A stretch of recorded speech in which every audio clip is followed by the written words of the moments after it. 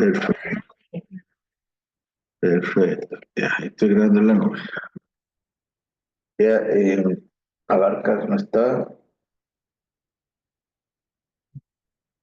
Ahumada, Oscar. Hola, profesor, buenas tardes. Buenas tardes, Oscar. Ignacio Cabrera. Presente, profesor. Buenas tardes. Buenas tardes, Ignacio. Rodrigo Cárdenas.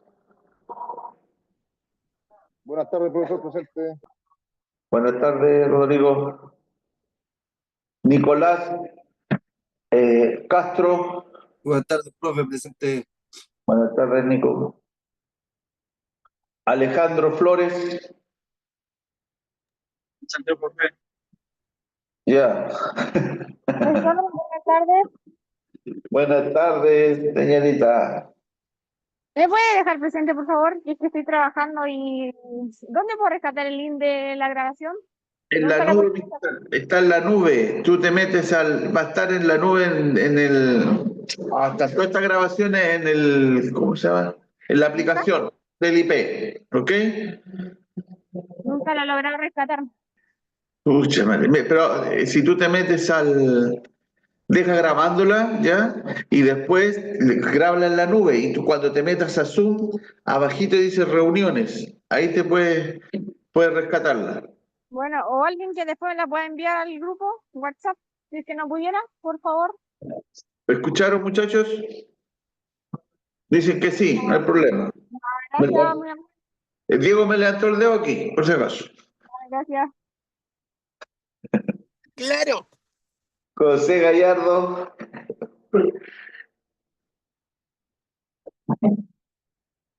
Eh, Diego Tagada. Se fue. Bastián. Ya. Tengo que ir a pasar a mi casa, ¿viste? Bien. Guillermo Hidalgo. Presente, profe. Ya. Gabriel Medina. En el camino. Sí, profe, presente. Manuel Ya. Medina. Ya, perfecto. Nieves está acá. César Riquelme. Buenas tardes, profesor, presente. Buenas tardes, César. Francisco. Presente, profesor. Héctor. Sí. Abajo. Natalia. David Vázquez. Presente, profesor. Buenas tardes. Buenas tardes, David. Y Alejandro Villanueva. Alejandro, tú eres Villanueva.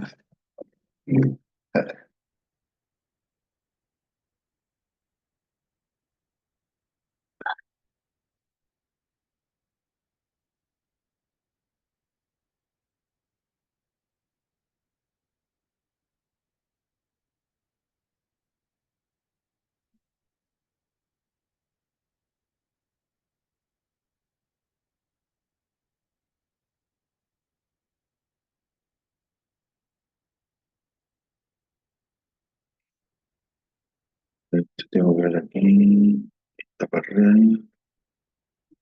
Déjame participar. Bueno,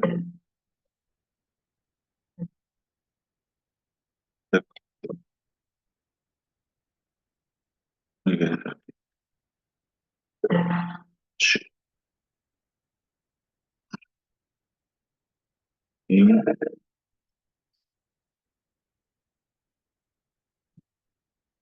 ¿por qué no agarré? Deshabilitado.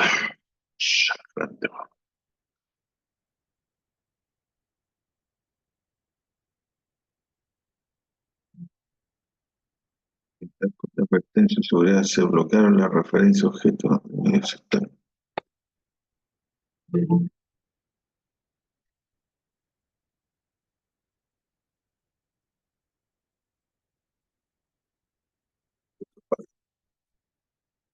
De acuerdo. No, claro. Salud, No, la edición no. Sí, sí, sí, son los mismos. Ah, son los mismos Sí, los tengo en línea ahora Ah, y le avisé que ya en la tarde a las 6:30. ya. ¿No hay media? Sí, sí, y ahí estoy listo con esto. Antes que sea, bueno, menos de todas las comunidades. Al final, como los delegados de más tiempo, ¿no? Si no alcanzaste. No alcancé. Creo que no alcanzamos. Este que estaban tratando de la saga. Sí, lo llevamos aquí, ya, porque era Andrés. Sí, por lo general. Y después no sé qué, que no nada, no sé dónde más ahora.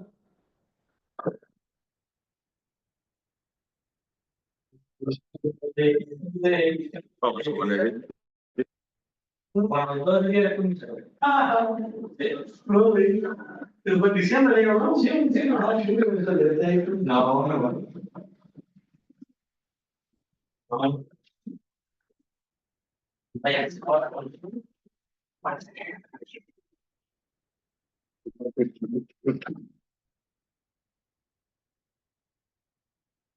yo tengo un juicio. Tengo que hacer. Por ejemplo, porque pedir la oración.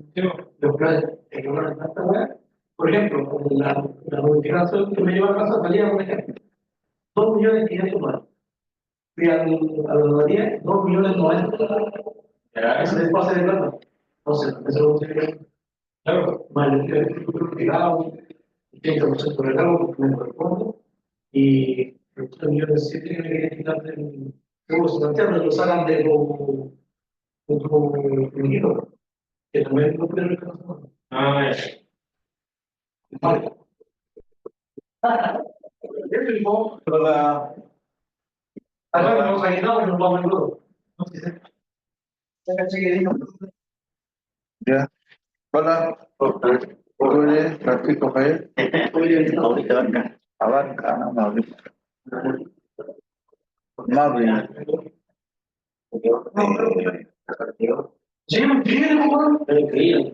No, para la doy, que está por favor. A ver. Ah, mira.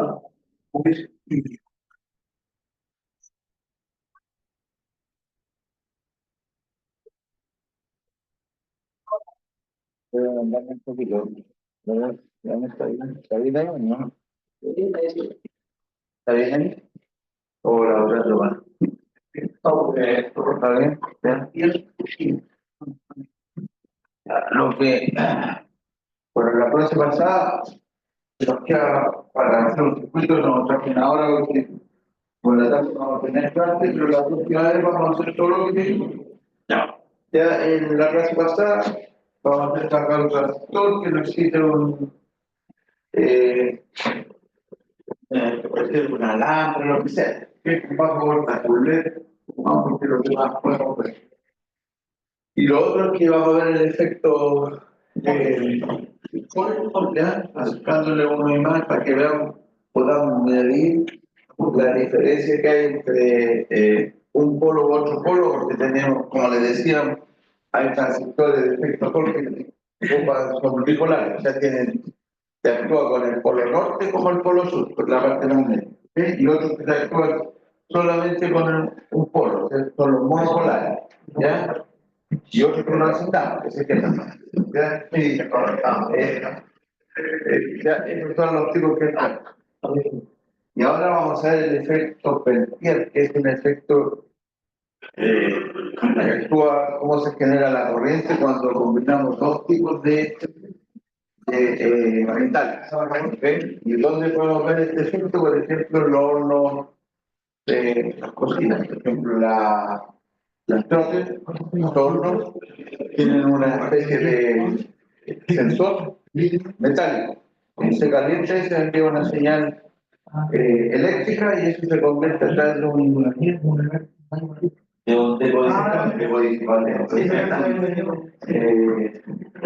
temperatura. ¿Ya? Lo convierte que yo me regular la temperatura del display. ¿Ya? Ahí vas a ver los grados que tiene, depende de la corriente que pasa, ¿no? por esta, por estas cosas, ¿ya? Y eso es lo que vamos a ver, el efecto del tiempo.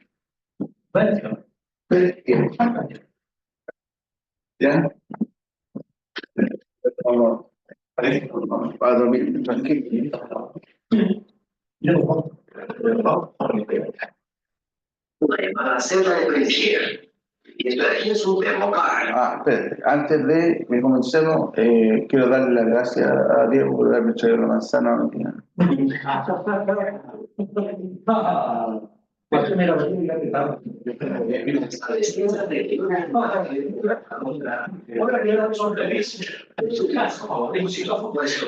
De fruta, claro. Tiene que ver con una unión entre dos tipos de reacciones metálicas, una cierta corriente fluyendo. Este proceso se basa en el llamado efecto termoeléctrico. Es increíble que cuando tienes una unión de dos aleaciones de metal diferentes conectados en un bucle, si mantienes un extremo muy frío y el otro Alto el voltaje, ¿vieron? ¿Cuánto lo pasó? de corriente dentro de este bucle. Y el efecto inverso es que si hacemos pasar corriente dentro de este bucle, un extremo se calienta y el otro se enfría. Podríamos usar estos efectos en varias aplicaciones. Para medir temperatura o calentar o enfriar algo. Eso es lo que está haciendo el termopar y la celda de Peltier. Hoy tenemos otro episodio más de teoría y veremos todo lo que hay dentro de esos componentes, por qué ocurre este efecto termoeléctrico y qué aplicaciones tenemos para estos elementos.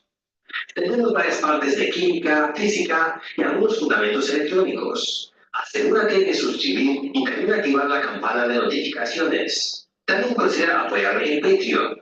Así que electrónicos, vamos a empezar.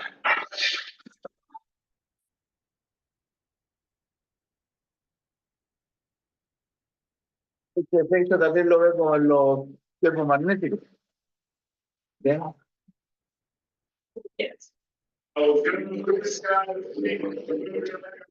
No es que me esté generando una corriente el termomagnético, pero sí lo que vemos nosotros es que al pasar una corriente, el material. Bien patrocinado, dice, oye, mira, de todos los servicios, prototipos de PCB de una a 14 capas, podrías pedir la Que no pagué yo componentes la membresía, por eso esto. todos esos pequeños componentes para ti automáticamente usando máquinas. También PCBs flexibles. Así hacen las tarjetas. Un servicio de impresión 3D. ¿Verdad que no interviene el ser humano? Lo único que hace el ser humano es clasificarte los elementos. Por eso tiene una corrida mujer y tú te vas a encargar de los capacitores de 10 litros y los $5 más bueno, de 10 PCBs de 10 de los circuitos integrados. Lo vamos a poner. Después la pasan. Hoy te voy a explicar el termopar y los módulos de Peltier. Y para eso tendremos que conocer el llamado efecto Seebeck y el efecto Peltier. Después de eso veremos qué uso podríamos darle a estas configuraciones. Empecemos con el termopar. Dentro de esta pequeña bola de metal tenemos dos tipos de aleaciones metálicas unidas. Cuando caliente esto, creará una caída de voltaje. Puedes ver aquí el minultímetro. Esta caída de voltaje es muy baja, en el rango de 40 microvoltios por cada grado Celsius. Pero todavía podemos usar esto. Así que con un amplificador, amplificamos este voltaje a algo que podríamos leer fácilmente. Hacemos eso y podemos medir la temperatura. Eso es exactamente lo que hace este dispositivo. Este es un termopar tipo K. Y este medidor tiene un amplificador y una correlación entre la lectura de voltaje y la temperatura. Y así es como podemos medir esa temperatura. Pero lo interesante no es la parte del amplificador y esta lectura, sino que como dos simples cables unidos podrían generar voltaje. ¿Cómo hacen eso? Así que déjame cortar el cable del termopar. Y dentro tenemos dos cables. Uno está cubierto con rayas rojas y el otro con rayas azules. Estos no son alambres de cobre. En realidad están hechos de dos aleaciones diferentes. Uno se llama cromo y la otra parte se llama alumo. Y eso es lo que hace posible este proceso. Mira, si unimos estos cables en un bucle y ponemos el multímetro en serie, bueno, pues no pasa nada de momento. Ahora calentamos un lado del bucle y como puedes ver, una corriente fluye a través de este bucle de unos cientos microamperios. ¿Y cómo es esto posible? No hay ninguna fuente de corriente en este circuito. Entonces vamos a profundizar un poco y ver qué es este efecto de Seebeck. Muy bien, imagínate un alambre de metal que también es un conductor, ¿no? Y el hecho de que un material sea conductor significa que tiene electrones libres que podrían moverse bajo una diferencia de potencial de voltaje. también sabemos que estos electrones podrían tener energía térmica, que en realidad eso es la temperatura, electrones rebotando. Pero en la temperatura de cero absoluto, los electrones no se mueven. Pero cuanto más alta sea la temperatura, empiezan a vibrar más y más, y tienen más energía térmica. Entonces, imagínate, por ejemplo, que el cable está a 20 grados Celsius, y todos los electrones del interior están vibrando con la misma energía. El semiconductor a 0 grados Kelvin, ¿ya? Se comporta como el semiconductor se comporta como un aislante. ¿Ok? Ninguna. El extremo de este cable. Esto significa que los electrones de la izquierda se moverán más, porque tienen más energía térmica. Eso hará que los electrones estén, en cierto modo, más separados, porque vibran más. Entonces, a la izquierda tendremos menos electrones porque están más lejos uno del otro. Pero en el otro lado los electrones son más centrados. Así que tenemos un poco más electrones en este lado derecho. Así que ya ves por dónde tira esto. Esto simula una diferencia de voltaje, porque tenemos un déficit de electrones en la izquierda y más electrones a la derecha, creando un centro potencial positivo a la izquierda y negativo a la derecha. Así que este punto aquí será el principio del efecto de Seebeck. Muy bien, vamos a ver más. Al mismo tiempo es bastante obvio que diferentes metales tendrán diferentes cantidades de electrones libres, y eso requiere diferentes cantidades de energía térmica para empezar a vibrar cada vez más. Por eso utilizamos dos tipos de aleaciones metálicas para nuestro experimento. Calentar un metal a unos 100 grados, por ejemplo, podría crear una cierta diferencia de voltaje. Pero calentando otro metal a la misma temperatura, ya que la aleación es diferente y el efecto Seebeck no es tan pronunciado, la diferencia de voltaje podría ser diferente. Así que ahora unimos dos aleaciones en un bucle. Recuerda que el cable superior crea una caída de voltaje que, digamos, es mayor a la caída del voltaje en el cable inferior, y los mostramos con un V+ pequeño y uno grande. Entonces, obviamente, el flujo de corriente en el cable superior es mayor que el flujo de corriente en el cable inferior, de izquierda a derecha. Para entender mejor, vamos a dar valores. El cable superior empuja, digamos, 20 unidades de electrones en el sentido horario, y el cable inferior empuja 10 unidades de electrones en el sentido antihorario. Si sumamos estas corrientes, que son solo electrones moviéndose, el valor de arriba gana, porque el valor es más alto. Ya que tendríamos 20 más menos 10 igual a 10 unidades de electrones que fluyen en un sentido horario. Entonces, una corriente total neta sería algo como esto. Así es como creamos esa corriente en nuestros cables cuando presentamos una diferencia de temperatura entre los dos extremos de un bucle con dos cables de aleaciones diferentes. Y eso es el efecto Seebeck. La corriente es muy baja, unos 300 microamperios, así que no podemos usarlo con ningún dispositivo. Y por eso tenemos este amplificador de termopar.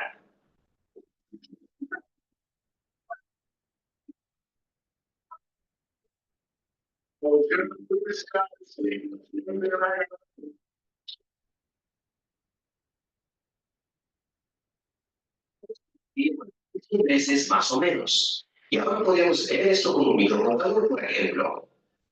Si conoces la curva de la relación entre la temperatura y la caída de voltaje en la salida del amplificador, podemos usar fácilmente este dispositivo para medir temperatura. En realidad, eso es exactamente lo que hacemos con un termopar tipo K como este. Así de fácil es medir la temperatura usando solo dos cables simples y el efecto de Seebeck. Pero también tenemos el efecto inverso, llamado efecto Peltier. Y eso es lo que explicaré con esta llamada celda de Peltier. Con el efecto Seebeck, si creamos una diferencia de temperatura entre dos extremos de un bucle de metales, se crea una caída de voltaje entre esos dos extremos. Pero ¿qué pasa si nosotros aplicamos este voltaje entre los extremos? Pues pasará lo contrario. Ahora se crea una diferencia de temperatura. Como puedes ver, aplico el voltaje a este modo de Peltier y un lado se calienta mucho y el otro lado se enfría mucho. El otro lado se enfría tanto que incluso podrías congelar el agua. Así que estamos bien bajo 0 grados. Para entender por qué pasa esto, debemos adoptar un enfoque diferente y ver estas aleaciones metálicas de manera diferente. Recuerda en el vídeo de teoría de diodos que los electrones están orbitando los núcleos del metal. Pero estas órbitas son cuantificadas, entonces tenemos una órbita N1 que representa la energía más baja, luego N2, N3 y así sucesivamente hasta la energía máxima que un electrón podría tener para ese átomo de metal. Sin energía externa, los electrones de un metal siempre intentan ocupar las órbitas de menor energía, más cercanas al núcleo del átomo. Cuando más electrones metamos, seguirán ocupando los siguientes niveles, subiendo y subiendo cada vez más. Así que en este momento entendemos que tenemos átomos metálicos, cada uno con sus electrones, y en cero absoluto estos electrones estarán quietos. Pero a temperatura ambiente también tenemos energía térmica, así que estos electrones estarían vibrando como hemos visto antes. En realidad, solo los electrones de las órbitas superiores podrían saltar entre niveles de energía. Por ahora, imagínate estos electrones en representación de 2D en lugar de una órbita 3D, así será más fácil. Y saltar entre los niveles de energía sería algo como esto. Cuanta más energía tengan, mayor será el salto. Ahora bien, si tenemos una aleación de metal diferente, con diferentes características, estos saltos a la misma entrada de energía térmica podrían estar en un nivel de energía más alto. Entonces, con el mismo aporte de energía térmica, en este segundo metal, los saltos serían mayores, al menos energéticamente hablando. Veamos qué sucede cuando unimos dos metales y creamos una unión. Después te explico lo que hay que ver. Los extremos de estos cables de esta manera. Los electrones fluirán de izquierda a la derecha. Eso significa que algunos electrones del metal izquierdo irán al metal derecho, pero los electrones libres de este metal vibran a un nivel de energía superior. Así que ahora las vibraciones son más pequeñas, y eso representa menos energía térmica, así que al mismo tiempo menos temperatura. Pongámoslo de esta manera dándole valores imaginarios. Imagina que los electrones del metal izquierdo están saltando entre los niveles de energía 5 y 8, así que 3 niveles de diferencia de energía. Recuerda que estos números son imaginarios. Entonces ahora estos electrones van a saltar al metal derecho, donde los electrones están saltando entre los niveles de energía 7 y 9. Entonces, ¿qué piensas? Este electrón todavía saltará 3 niveles de energía, así que en este caso de 7 a 10, o solo saltará la diferencia de energía, así que de 7 al 8. Pues ese electrón no recibió ninguna energía externa, así que su nivel máximo sigue siendo el nivel 8. Así que en este caso el salto será menor, de solo un nivel de energía. ¿Pero qué representa un salto menor? Como he dicho antes, cuanto mayor es la vibración de un electrón, mayor será la energía térmica. Entonces, en este caso, ya que el salto es más pequeño, eso significa que se perdió algo de energía térmica. Y eso al mismo tiempo significa que el metal se enfrió un poco. Y lo contrario pasaría al revés. Si los electrones caen en una órbita de menor energía, ahora obtendrán energía térmica y el metal se calienta. Espero que esto tenga sentido. Y es así como obtenemos la diferencia de temperatura cuando aplicamos voltaje en los extremos de la unión de estos cables. Así que dentro de una celda de Peltier tenemos un montón de metales de aleación diferentes conectados en serie. Esto se hace de tal manera que a la derecha tengamos una aleación y al otro lado otra aleación, para que un lado se caliente y el otro se enfríe. Teniendo una sola unión, no podrías notar la diferencia de temperatura, pero al tener muchas conexiones en serie, podríamos obtener bastante diferencia de esta temperatura.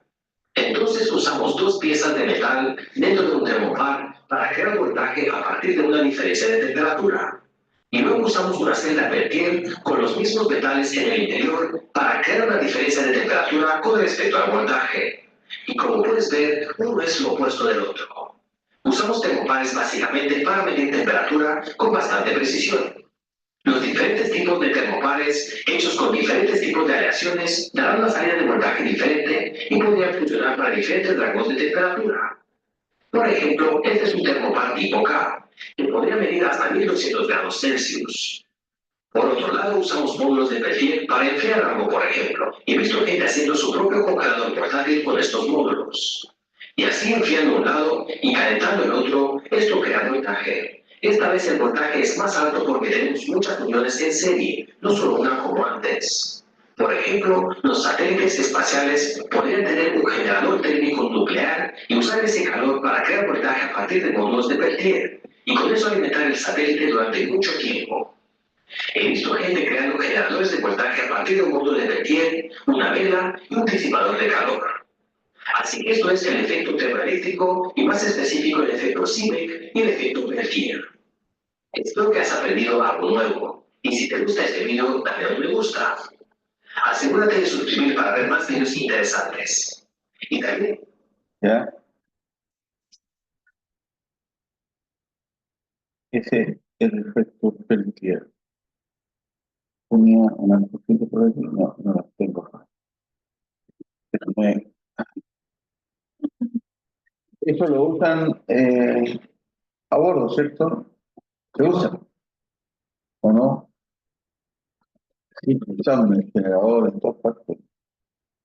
Entonces, ahora saben cómo funciona. Déjame buscar aquí. De esas celdas, tengo una. No compré. Yo te voy a poner usos del efecto.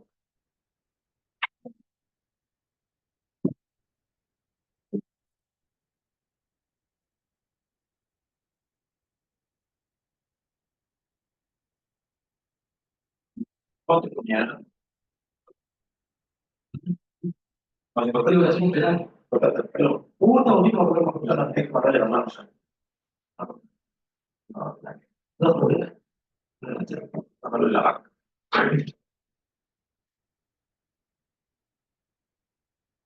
Lo que dice experimento, experimento, refrigeración compartida.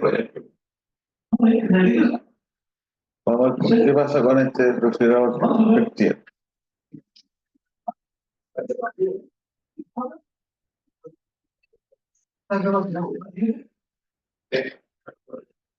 Si manchas, no use una corporal. El día de hoy vamos a armar un sistema de coordinación con nuestras células de tierra para denominar nuestra bebida. ¿Muy importante? Para esta implementación vamos a usar 12 lámparas de 12 voltios por 6 amperios.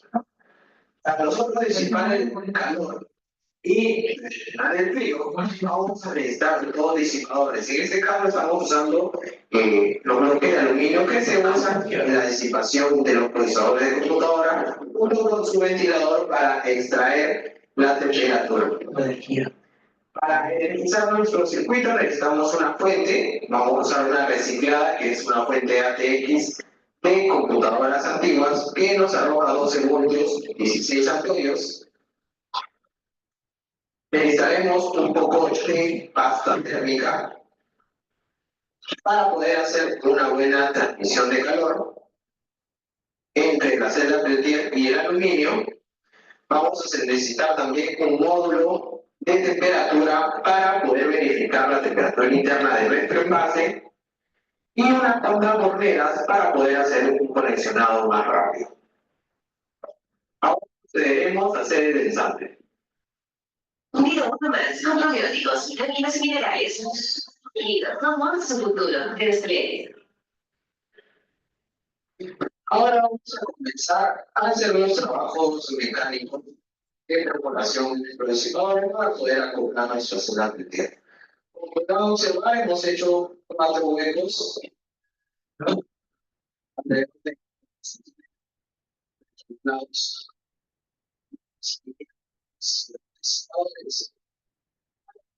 Con la boca, nosotros podamos hacer un hueco pasante con esos 4 puntos. Una vez que yo coloque, puedo trabajar con esto. Una vez que ese hueco pasante, vamos a colocar ángulos para poder hacer la supresión. Vamos a hacer huecos de un octavo para que nosotros coloquemos el ángulo, podamos usar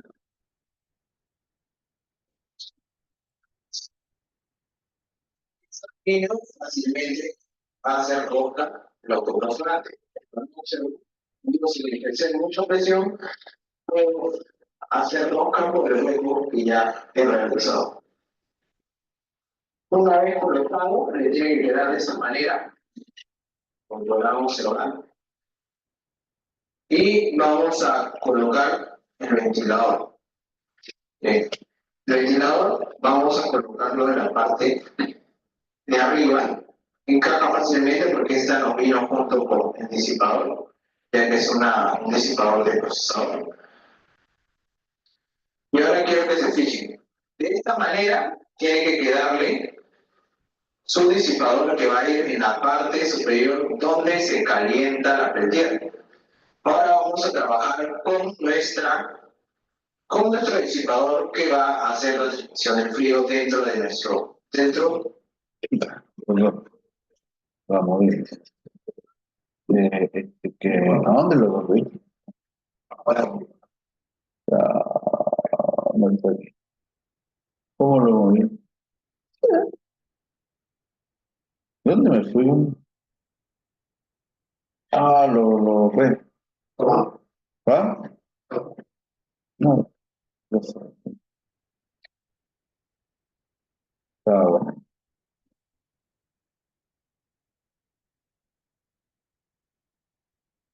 Me moví el mouse. No importa. Ya estoy haciendo el trabajo. Esta es una llamada celda de peltier. Para ponerlo Es un termobar. los helados. La descripción de que no tiene nada que ver una con la otra. En realidad, ¿Ah? son lo mismo. Todo eso utilizan Ya. con propósitos opuestos. Los dos tienen que ver con una unión.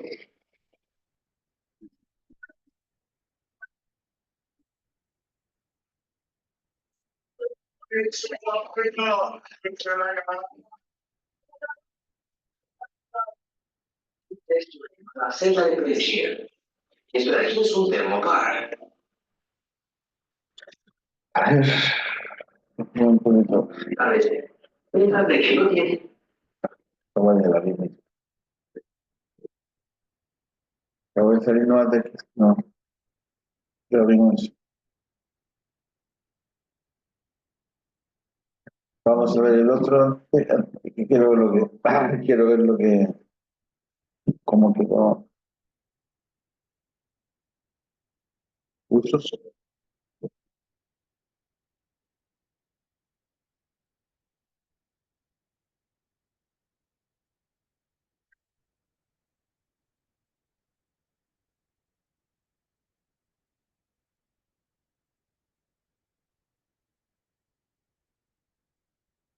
Sí.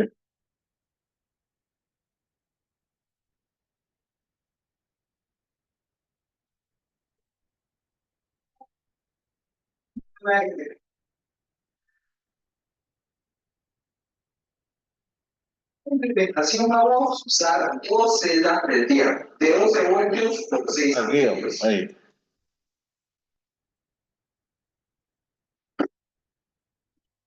Probióticos, vitaminas y minerales. Unidos, vamos a su futuro. Despliegue.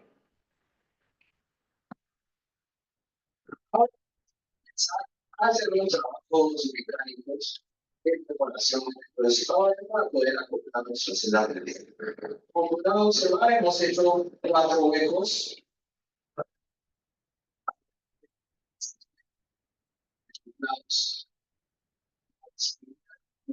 Disipadores para que con la boca nosotros podamos hacer un hueco pasante por esos 4 puntos. Una vez que yo coloque, ya todo trabajar con ese.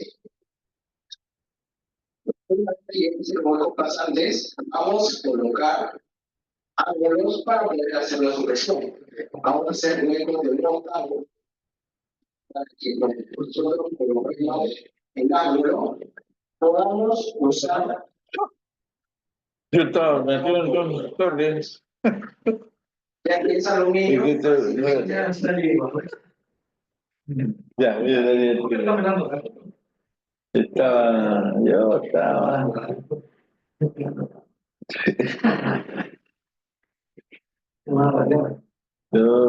Vamos a buscar. Esto usa. Porque yo por ahí no. Ahí sí, esta sí. Va a ser boca. Ahí. Para observar. Digo, sin ejercer mucha presión, a hacer los campos de riesgo que ya he realizado. Una vez conectado, le tiene que quedar de esa manera. Controlamos ahora. Y vamos a colocar el ventilador. El ventilador vamos a colocarlo en la parte de arriba. Encaja fácilmente porque esta nos vino junto con el disipador, ya que es un disipador de procesador. Y ahora quiero que se fijen. De esta manera tiene que quedarle su disipador que va a ir en la parte superior donde se calienta la peltier. Ahora vamos a trabajar con nuestro disipador que va a hacer la transmisión de frío dentro de nuestra caja. Vamos a hacer los 4 huecos que ya se realizó. Y ahora vamos a cortar estos 3 puntos, esas 3 ranuras, con ayuda de nuestra emuladora, para nosotros colocar un perno pasante y poder sujetarlo con tuercas. Ahora vamos a ir a nuestro taller para poder realizar ese corte.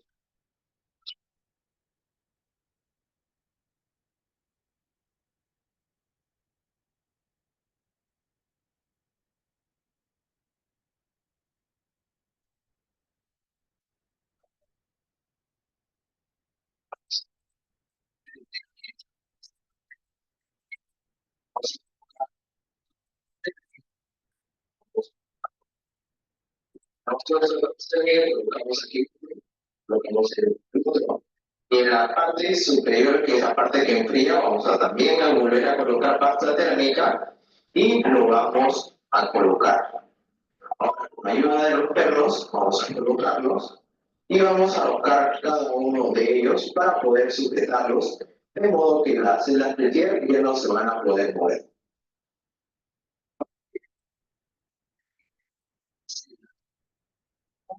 Ellos los vamos a ajustar ejerciendo presión, de modo que dispersen toda la pasta alrededor de la celda para poder hacer una buena transferencia de calor. Vamos a medir los 4 puntos.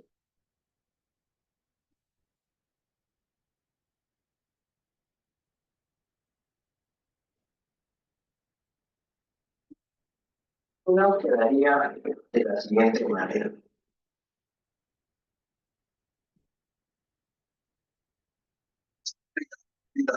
De nuestra fuente ATX. Vamos a tomar el color amarillo, que es los 12 voltios, y el cable negro en negativo.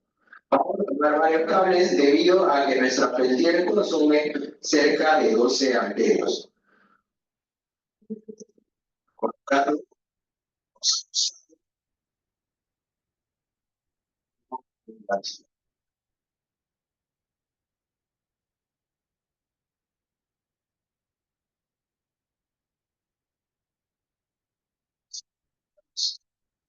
Vamos a hacer conexiones en la parte superior de nuestro equipo.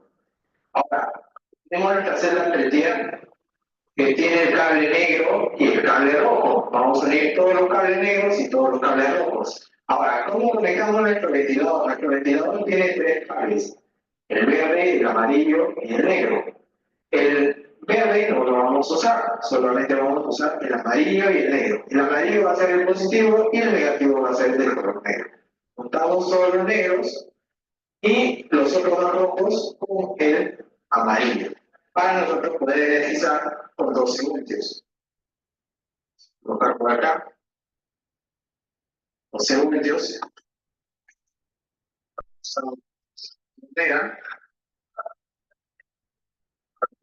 Negativo y ajustamos por un negro.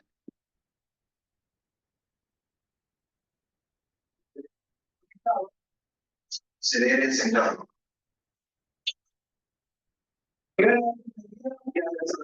Empieza a funcionar y los disipadores comienza uno a calentar y el otro a enfriar. Ahora que ya lo tenemos instalado, nosotros al energizar, nos vamos a percatar que este disipador de calor se va a elevar su temperatura. Para ello está nuestro ventilador que va a inyectar el aire va a enfriar todo nuestro disipador y mantener una temperatura constante de modo que no sea tan elevada. Ahora, en la parte interna de nuestro equipo hemos colocado el sensor. Como podrán observar, la temperatura ha bajado a 16.5 grados.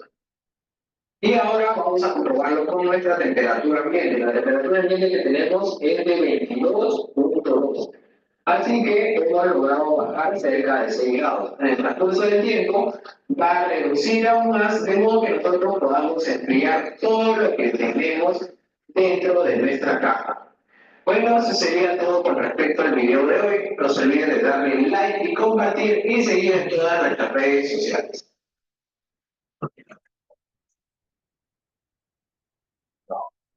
Interesante, ¿no?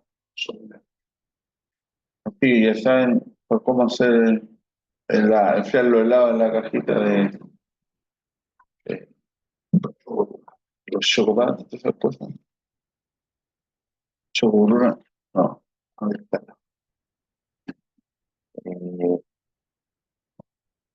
Después yo voy a traer una lista de dónde lo usan a bordo, si eso es lo que me interesa, no me interesa. Lo que me interesa es que sepamos dónde encontramos esos sensores, ¿no? Nosotros estuvimos viendo lo que es los transistores de bipolares, ¿cierto? Los de cultura. ¿Ya? Ahora vamos a ver de qué trata cuando hablamos de MOSFETs y estos IGBT. Esto me manejan alta potencia. El MOSFET IGBT, eso lo contaban yo le decía el otro día en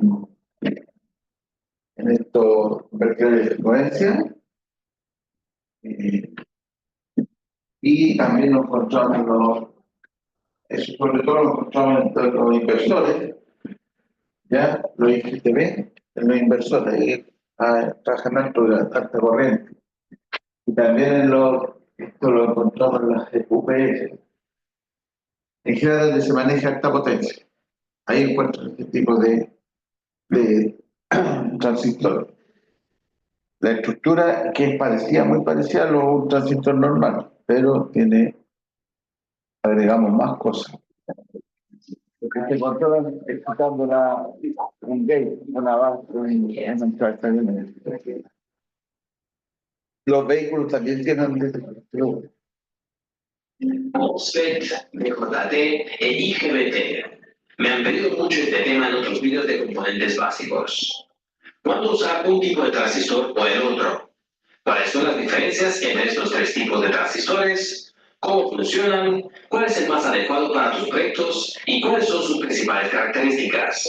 Eso es lo que veremos en el video de hoy de componentes básicos. Trataré de mostrarte algunos gráficos, explicar todo lo que sé sobre estos componentes y de esta manera tal vez aprenderás cuál es el mejor para tu circuito. Pero antes de empezar, asegúrate de hacer clic en el botón de suscripción, pero también activar la campana de notificaciones para poder ver mis videos cuando los publique. Además, gracias a todos mis Patreons por apoyar mi trabajo. Así que vamos a empezar.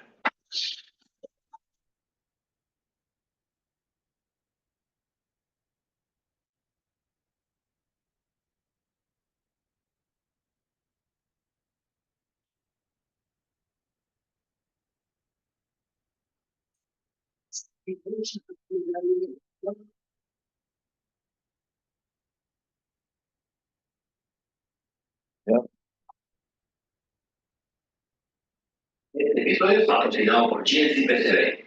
Si tienes un diseño y quieres prototipos de PCB de bajo coste, consulta los servicios en gnccpcb.com. Por solo $2 más gastos de envío, recibe 5 PCBs del color que quieras. Durante el año nuevo chino, la fábrica seguirá produciendo PCBs de alta calidad para nosotros. Pedir las PCBs es muy simple. Selecciona pedir ahora. Carga los archivos Gerber de tu PCB y elige tu configuración, como el color, grosor y más. Haz el pedido y recibe las 5 placas por $2 en unos cuantos días. Más servicios en gnccpcb.com. Y más electrónicos, bienvenidos. Para este video tenemos tres tipos de transistores. Primero tenemos el MOSFET, luego el BJT y finalmente el IGBT. Todos estos son transistores bien conocidos y se utilizan mucho para todo tipo de circuitos. Pero ¿por qué usar uno y no el otro? ¿Cuál es el mejor? Bueno, eso depende. Depende de lo que estás buscando en tu circuito que estás diseñando. Por ejemplo, el área de aplicación. Podría ser el control del motor, tal vez para hacer una fuente de alimentación o un amplificador de audio, etc. Así que eso influirá tu elección. Al mismo tiempo, la técnica de modulación de la potencia de carga también afectará. Por ejemplo, tenemos control lineal, conmutación o control estático. Y también el rango de la frecuencia. Entonces, para eso tenemos que echar un vistazo a cómo funcionan cada uno de esos componentes. Veamos las principales diferencias entre estos tres tipos. Pero en primer lugar, variar la corriente a través de una carga de manera controlada es la función principal de cualquier componente semiconductor de potencia. Tenemos nuestra carga y queremos controlar el flujo de corriente, que podría estar completamente encendido, completamente apagado o algo intermedio. Y eso cambiará dependiendo de la señal aplicada a la puerta o la base de nuestro transistor. La primera comparación será la representación del ícono y los pines que tiene cada transistor. Los transistores de unión bipolar tienen este ícono y tienen un colector, un emisor y la base. La corriente podría fluir entre el colector y el emisor, y eso es controlado por la señal aplicada a la base. El MOSFET tiene un drenaje, una fuente y una puerta, y de la misma manera la corriente podría fluir entre el drenaje y la fuente, y eso es controlado por la señal aplicada a la puerta. El IGBT es una mezcla entre estos dos tipos y tiene un emisor y un colector como el BJT, pero está controlado por una señal aplicada a la puerta tal como el MOSFET. Ok, la segunda comparación será el tipo de control de cada uno de estos transistores. Para el BJT, la corriente de salida es una función que depende de la cantidad de corriente aplicada a la base. Más corriente aplicada a la base significa que podría fluir más corriente entre el colector y el emisor, lo que significa que la corriente aplicada a la base da la ganancia. Aplicamos una pequeña corriente a la base y tenemos un flujo de corriente más grande entre el colector y el emisor. Por eso usamos el BJT.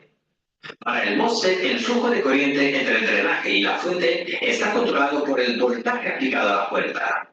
Este voltaje en la puerta modula la resistencia del canal y por lo tanto la corriente a través del transistor. El IGBT también está controlado por el voltaje en la puerta, que modula tanto la resistencia del canal como los portadores de corriente, por lo que una vez más esta es una mezcla entre el MOSFET y el BJT. Todos estos tipos de transistores de potencia tienen una ganancia, así que se pueden usar como conmutadores o amplificadores también.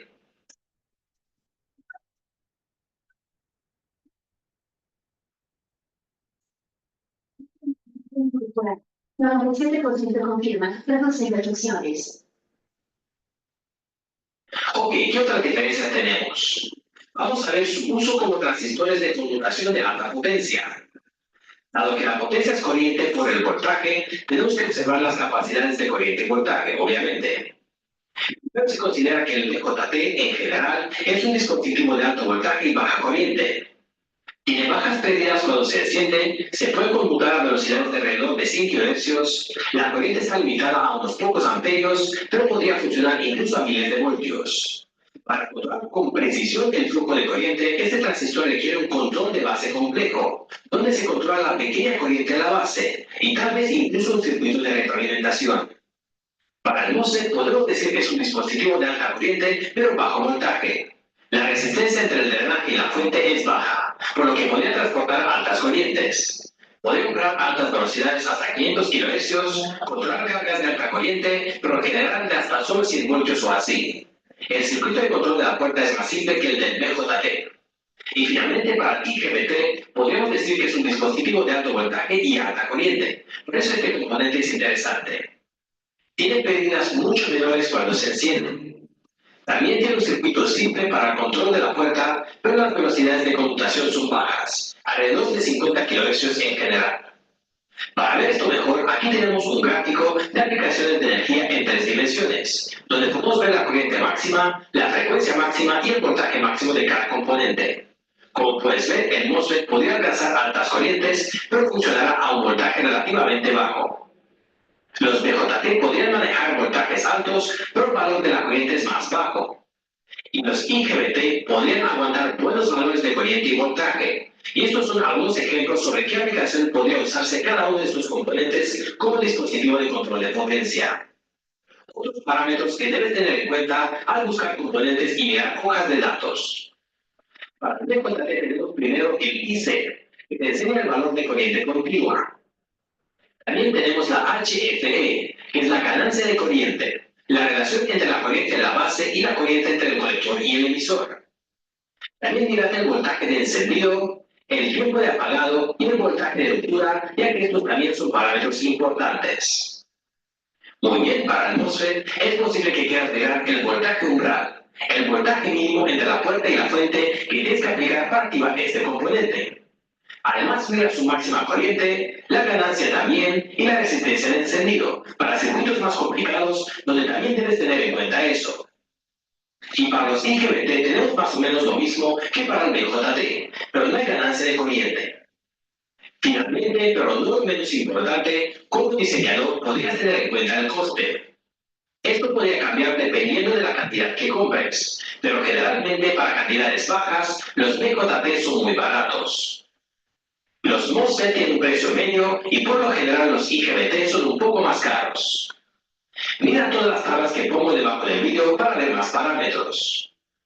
Ahora deberías saber cómo seleccionar tu transistor de acuerdo con tus necesidades de voltaje, valores de corriente, velocidad de conmutación, resistencia, complejidad del circuito, ganancia y amplificación, tamaño y precio. Espero que hayas entendido la teoría general detrás de estos tres tipos de componentes. También espero que este video te ayude y te enseñe algo nuevo.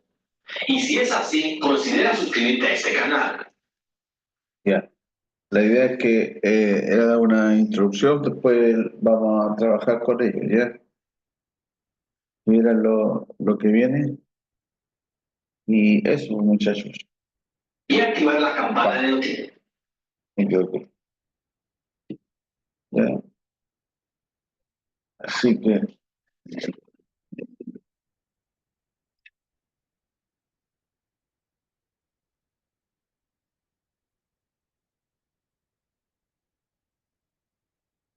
Y hay otro más que es este. Ese es un director. ¿Ya? Este es el símbolo. Tenemos 4 capas. Ya.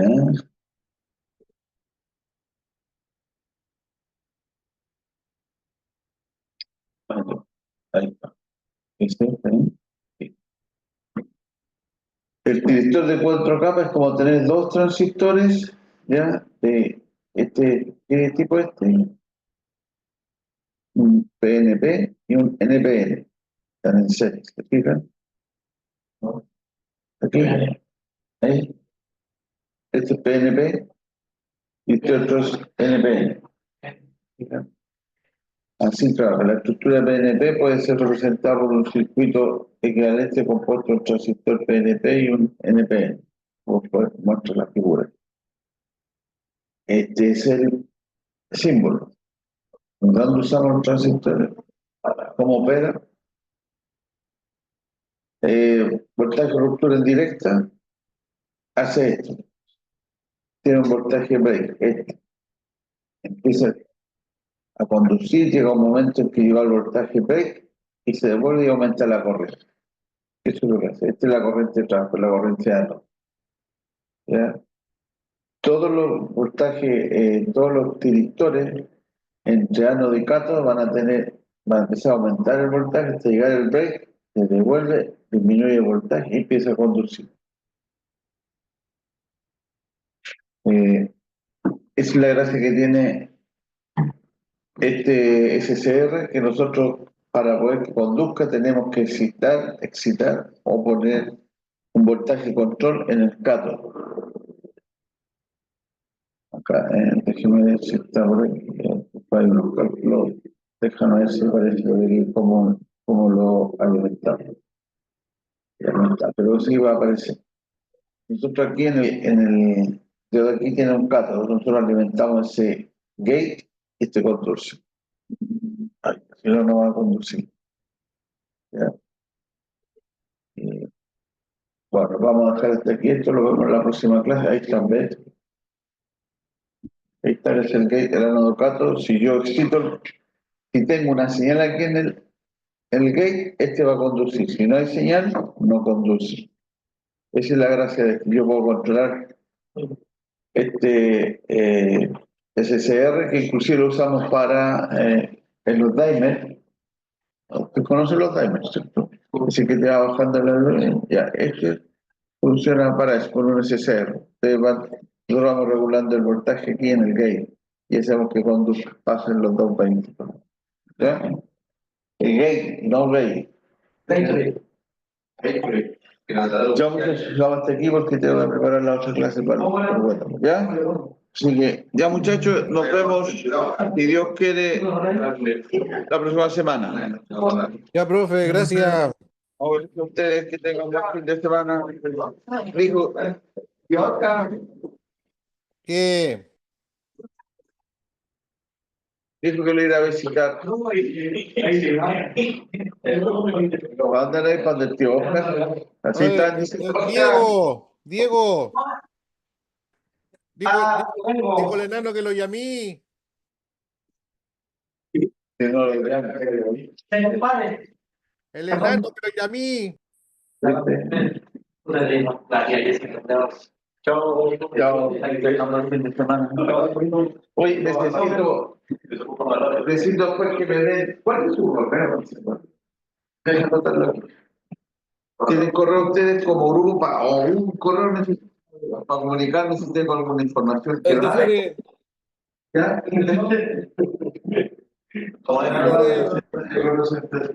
Mr. Forward, sí. Can you give me all this? Dale nomás. Para avisar que sí. Pero ya podemos. Alejandro, De fútbol, arroba. Yo digo que ya pronto nos vemos, que la vaya a tener con nosotros.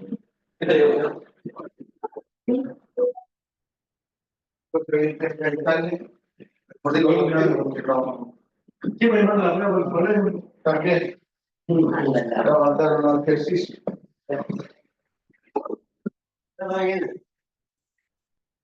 Ya. Chao, muchas gracias. Chao, chao.